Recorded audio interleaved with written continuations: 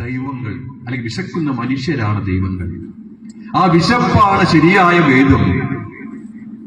വിശക്കുന്നതിന്റെ മുൻപിലാണ് ദൈവം ഉള്ളത് എന്ന് പറയുന്നത്. ടാഗോറിന്റെ ഗീതാഞ്ജലിയിൽ പ്രശസ്തമായ വരിയാണ്, നിങ്ങൾ ദൈവത്തിനെ അന്വേഷിച്ച് എങ്ങോട്ടാണ് പോകുന്നത്? ഭജനം പൂജനം ആരാധനയും സാധനയും ഹേ നിർത്തുക സാധോ. എന്തിനാണ് അമ്പലങ്ങളിലൊക്കെ പോകുന്നത്? നിങ്ങൾ എന്തിനാണ് പൂജിക്കുന്നത്?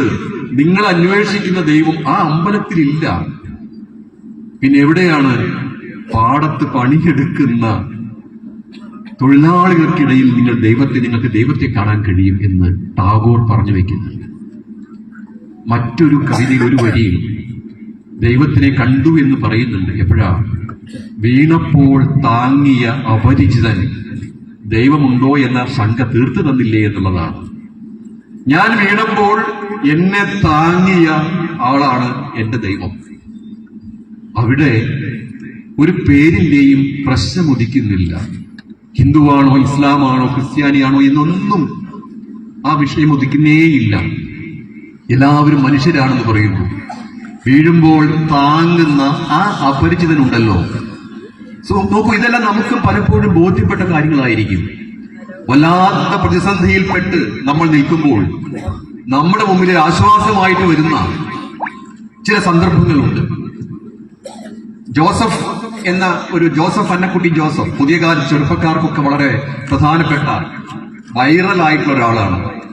ജോസഫിന്റെ പ്രസംഗത്തിൽ അദ്ദേഹം പറഞ്ഞു, അദ്ദേഹം ഒരു സിനിമാ ഷൂട്ടിങ്ങുമായി ബന്ധപ്പെട്ട ഒരു സ്ഥലത്ത് പണിയെല്ലാം കഴിഞ്ഞ് രാത്രി റൂമിലേക്ക് എത്തിയപ്പോൾ എന്തോ കാരണം കൊണ്ട് ഭക്ഷണം കിട്ടിയില്ല. അദ്ദേഹത്തിന് ഭയങ്കര വിശപ്പ്. എന്ത് ചെയ്യാം? 10 മണിയായി, 10:30 11 മണിയായി, റൂമിലേക്ക് ഭക്ഷണം വന്നില്ല. ഇനി വരില്ല എന്ന് പറഞ്ഞു അയാൾ പുറത്തേക്ക് ഇറങ്ങി, ഓഫീസിന്റെ അവിടേക്ക് ഇറങ്ങി. ഓഫീസിലെ ആളുകൾ പറഞ്ഞു, ഇനി ഭക്ഷണം കിട്ടാൻ പറ്റില്ല സർ, സമയം കഴിഞ്ഞു. എന്ത് ചെയ്യാമെന്ന് അറിയാതെ നിൽക്കുമ്പോൾ ഒരാള് സൊമാറ്റോയിന്റെ ഉടുപ്പൊക്കെ ഇട്ട ഒരാൾ വരുന്നു. അയാൾ ചോദിച്ചു, നിങ്ങൾ ഏതെങ്കിലും ഓർഡർ ചെയ്തിട്ടുണ്ടോ ഭക്ഷണത്തിന്? ഇല്ല, ഞങ്ങൾ ഓർഡർ ചെയ്തിട്ടില്ല. തീർച്ചയായും ഇവിടുന്ന് കോള് വന്നുവല്ലോ? ഇല്ല, ഞങ്ങൾ ഓർഡർ ചെയ്തിട്ടില്ല. അവസാനം ശരി എന്നാ പോവാമെന്ന് തിരിഞ്ഞു നോക്കിയപ്പോൾ അയാൾക്ക് ജോസഫിനെ തിരിച്ചറിഞ്ഞു. ജോസഫ് സാറല്ലേ? അതെ. അയ്യോ, ഞാൻ അങ്ങയുടെ ഒരു ആരാധകനാണ്. എന്താണ് പ്രശ്നം? എനിക്ക് ഭക്ഷണം കിട്ടിയില്ല എന്നുള്ളതാണ് വിഷയം. വരൂ, എന്റെ കൂടെ വരൂ. നഗരത്തിൽ വല്ല നല്ലൊരു ഹോട്ടലുണ്ട്, അവിടേക്ക് പോയി കഴിക്കാം എന്ന് ആ ചെറുപ്പക്കാരൻ പോയി ഭക്ഷണം കഴിക്കുമ്പോൾ ജോസഫ് പറയുന്നു, എന്റെ ദൈവത്തെ ഞാൻ അവിടെ കണ്ടു എന്നുള്ളത്. മനുഷ്യജീവിതം പല രീതിയിൽ സങ്കീർണമാകുമ്പോൾ നാം ദൈവത്തെ പലയിടങ്ങളിലായി കാണുന്നു. അപ്പോൾ നാം മനസ്സിലാക്കേണ്ടതുണ്ട്, ഇത് ദൈവമാണ് എന്നുള്ളത്. അത് തിരിച്ചറിയാൻ ഇത്തരം മതപ്രഭാഷണ വേദികൾ തീർച്ചയായും നിങ്ങളെ സഹായിക്കും. ഞാൻ ഇസാഖിനോട് പറയുണ്ടായി, കാറൽ മണ്ണയില് പ്രഭാഷണം നടത്തുമ്പോൾ ഇവിടെ വരുന്ന വ്യക്തികൾ ഇദ്ദേഹം പറയുണ്ടായി, കാറണക്കാർ വേറൊരു ലെവലാണ്, പുതിയ കുട്ടികളുടെ ഭാഷയിൽ പറഞ്ഞാൽ വേറൊരു വൈബാണ് എന്ന് പറഞ്ഞു. ഇവിടുത്തെ ആളുകളെ കുറിച്ച് കൃത്യമായ ധാരണയുണ്ട്. ഇവിടെയുള്ള എല്ലാവരും മനുഷ്യരാണ്. ഈ സദസ്സിലുള്ള എല്ലാവരും മനുഷ്യരാണ്. എല്ലാവരെയും തമ്മിൽ ബന്ധിപ്പിക്കുന്ന ഒരു ചരടുണ്ട്. ആ ചരട് കാറൽമണ്ണക്കാരനാണ് എന്ന ചരടാണ്. അവിടെ നമ്മൾ സംസാരിക്കുമ്പോൾ, ഏത് മതത്തെക്കുറിച്ച് സംസാരിക്കുമ്പോഴും എല്ലാറ്റിനെയും നമ്മൾ ഉൾക്കൊള്ളും. ഒന്നും അന്യമല്ല, അപരൻ എന്ന വിഷയമില്ല. ശ്രീനാരായണ ഗുരു പറയാറുണ്ട്, അവനവൻ ആത്മസുഖത്തിന് ആചരിക്കുന്നത് അപരന്റെ സുഖത്തിനായി വരണമെന്നാണ്. എനിക്ക് സന്തോഷം നൽകുന്ന കാര്യം ഞാൻ ചെയ്യല്ല, അത് മറ്റൊരാൾക്ക് ബുദ്ധിമുട്ടുണ്ടാകുമോ എന്നുള്ളതാണ് പ്രശ്നം. മറ്റുള്ളവർക്ക് ബുദ്ധിമുട്ടുണ്ടാക്കുന്ന കാര്യം ചെയ്യരുത് എന്നുള്ളതാണ് ഏത് മതവും പഠിപ്പിക്കുന്നത് എന്നാണ് ഞാൻ മനസ്സിലാക്കുന്നത്. ആ രീതിയിലാണ് നമ്മുടെ വിദ്യാഭ്യാസം മുന്നോട്ട് കൊണ്ടുപോയിട്ടുള്ളത്. നമ്മൾ കാറുമണ്ണയിൽ ജീവിച്ച കാലത്ത് എന്ന് വെച്ചാൽ കുട്ടിക്കാലത്ത് നമ്മുടെ കൂടെ എല്ലാവരും ഉണ്ടായിരുന്നു. സക്കീർ ഉണ്ടായിരുന്നു, മോമാലി ഉണ്ടായിരുന്നു, രാജീവ് ഉണ്ടായിരുന്നു, ഹരി ഉണ്ടായിരുന്നു. ഇവർക്കിടയിൽ നമ്മൾ മറ്റൊന്നും ആലോചിച്ചിട്ടില്ല. ഇതിനെല്ലാം ബന്ധിപ്പിക്കുന്ന ഒരു കാര്യം കൂടി കാറൽമണ്ണയിൽ ഉണ്ടായിരുന്നു. കലയുടെ കലവറ കാറൽമണ്ണ എന്നാണ് നമ്മൾ അന്ന് വിളിച്ച മുദ്രാവാക്യം. ഓർമ്മയുണ്ടല്ലോ അല്ലേ? കുട്ടിക്കാലത്ത് നമ്മൾ വിളിച്ചു നടന്ന മുദ്രാവാക്യം കലയുടെ കലവറ കാറിൽ മണ്ണ. കല എന്നുള്ള ഒരു കയർ നമ്മെ തമ്മിൽ ബന്ധിപ്പിച്ചിരുന്നു. ഇത് വളരെ പ്രധാനപ്പെട്ട കാര്യമാണ്. കലയിൽ രാഷ്ട്രീയമില്ല, കലയിൽ ജാതിയില്ല. ഒരു കലാകാരൻ അപകടകാരിയാവില്ല എന്നുള്ളതാണ്. കാറിൽ മണ്ണയിൽ അങ്ങനെ ഒരു സൗഭാഗ്യം കൂടി നമുക്ക് കിട്ടിയിട്ടുണ്ട്. എന്തായാലും ഞാൻ സമയം കൂടെ എടുക്കുന്നില്ല. ഈ മതപ്രഭാഷണ വേദി മാനവിക മൂല്യങ്ങൾ ഉയർത്തിപ്പിടിക്കാനുള്ള വേദിയാകും എന്നുള്ളത് തീർച്ചയാണ്.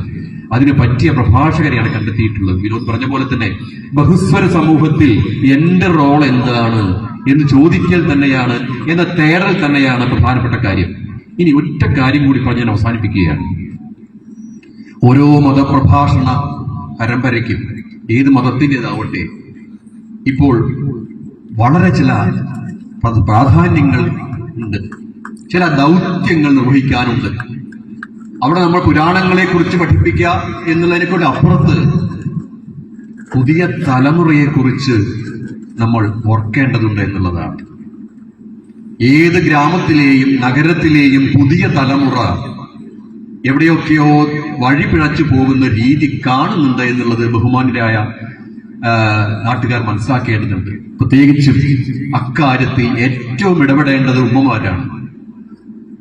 എന്റെ മുമ്പിൽ പ്രശ്നങ്ങളുമായിട്ട് വരുന്ന ചില കുട്ടികളോട് ഞാൻ ചോദിക്കാറുണ്ട്, പ്രാർത്ഥിക്കാറുണ്ടോ? 5 നേരം നിസ്കരിക്കാറുണ്ടോ? ഇല്ല. എന്നാൽ അതെല്ലാം ചെയ്യ് എന്ന് ഞാൻ പറയാറുണ്ട്. കാരണം ശരിയായിട്ടുള്ള വിശ്വാസി തെറ്റിപ്പോകില്ല. അപ്പൊ ഉമ്മ പറയും, അവനിപ്പോ പള്ളിയിലും പോകുന്നില്ല, ഒന്നും ചെയ്യുന്നില്ല, പ്രധാനപ്പെട്ട വേണ്ടപ്പെട്ട കാര്യങ്ങൾ ഒന്നും ചെയ്യുന്നില്ല എന്ന് പറയുമ്പോൾ ഞാൻ അവരെ തിരുത്തും. നിർബന്ധമായും പള്ളിയിൽ പോകണം. മാനസികമായി പ്രശ്നം വന്നൊരു കുട്ടി, പെൺകുട്ടി, സൈക്കാട്രിക് ട്രോമ വന്ന കുട്ടി എന്റെ അടുത്ത് വന്നു. ആ കുട്ടിയുടെ ഉമ്മ പറയുന്നു, ഈ കുട്ടി ഇപ്പൊ ഒന്നും ചെയ്യുന്നില്ല, മതകർമ്മങ്ങളൊന്നും ചെയ്യുന്നില്ല എന്ന് പറഞ്ഞപ്പോൾ ആ കുട്ടിയെ ഞാൻ നിർബന്ധിച്ച്, തീർച്ചയായും നീ മതത്തിന്റെ രീതിയിൽ മുന്നോട്ട് പോകും, തീർച്ചയായും നിനക്ക് അതിന് സ്വസ്ഥത കിട്ടുമെന്ന് പറഞ്ഞു. എന്തായാലും നമ്മുടെ ചെറുപ്പക്കാരെ കുറിച്ച് എനിക്ക് വലിയ ആശങ്കയുണ്ട്. അടുത്ത കാലത്ത് നിങ്ങൾ കേട്ട ഒരു വൈറലായിട്ടുള്ള വീഡിയോ ഉണ്ടായിരുന്നു. പ്രിൻസിപ്പലിന്റെ റൂമിൽ വന്ന കുട്ടി, മാഷ് പുറത്തിറങ്ങ് കാണാം എന്ന് പറഞ്ഞ ഒരു സംഭവം എല്ലാവർക്കും ഓർമ്മയുണ്ടായിരിക്കുമല്ലേ? ഇത് ഒറ്റപ്പെട്ട സംഭവമൊന്നുമല്ല. ഞങ്ങളൊക്കെ എന്തും സഹിക്കാൻ, എന്തും പ്രതീക്ഷിച്ചാണ് ഇരിക്കുന്നത്. ഏത് നിമിഷത്തിൽ വേണമെങ്കിൽ മതം പൊട്ടാറായ ആനകളെയാണ് ഞങ്ങൾ മുന്നിൽ കാണുന്നത്. ഇതിനൊക്കെ ഈ മതപ്രഭാഷണ വേദികൾ ഒരു ഉത്തരം നൽകട്ടെ. എന്തു വേണം വീട്ടിൽ, എന്തു വേണം സമൂഹത്തിൽ എന്നൊക്കെ ഉത്തരം കണ്ടെത്താൻ കഴിയട്ടെ. തീർച്ചയായും അതിന് കഴിയും. ഞാൻ ദീർഘിപ്പിക്കുന്നില്ല. ഇവിടെ എനിക്ക് അവസരം തന്ന ഈ സുഹൃത്തുക്കളോട് പ്രത്യേകം നന്ദി പറയുകയാണ്. കാരണം ഇവിടെ ഞാൻ നിൽക്കുമ്പോൾ ഞാൻ എൻ്റെ അച്ഛനെ ഓർമ്മിക്കുന്നുണ്ട്. എൻ്റെ അച്ഛൻ്റെ ശിഷ്യരായിരിക്കും ഇവിടെ കാണുന്ന കുറേ പേര്. അച്ഛൻ്റെ ആ പാരമ്പര്യം എനിക്ക് മാതൃകയാക്കാൻ ഞാൻ ശ്രമിച്ചിട്ടുണ്ട്.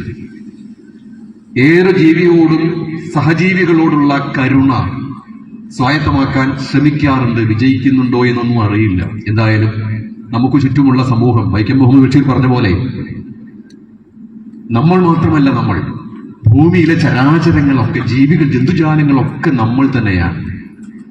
നമ്മൾ ജീവിക്കുമ്പോൾ ചുറ്റുപാടുമുള്ള എല്ലാവരും ജീവിക്കണം. എനിക്ക് മാത്രമായി സുഖിക്കാൻ കഴിയില്ല ഒരിക്കലും. കോവിഡ് കാലം നമ്മളെ തെളിച്ചു തന്നിട്ടുണ്ട്. എനിക്ക് മാത്രമായി ഒന്നും ജയിക്കാൻ പറ്റില്ല. നമുക്ക് ഒരുമിച്ച് എല്ലാം ചെയ്യാൻ കഴിയും. അങ്ങനെ ഒരുമയുമായി മുന്നോട്ട് പോകട്ടെ. ഒരുമയുടെ സന്ദേശം മേൽക്കുമേൽ സമൂഹത്തിൽ വരട്ടെ. നല്ല മതവിശ്വാസികളായിട്ട് അധ്യാത്മ ചിന്തയിലേക്ക് എല്ലാവരും എത്തട്ടെ എന്ന് ആശിച്ചുകൊണ്ട്, പ്രാർത്ഥിച്ചുകൊണ്ട് നിർത്തുന്നു. നമസ്കാരം.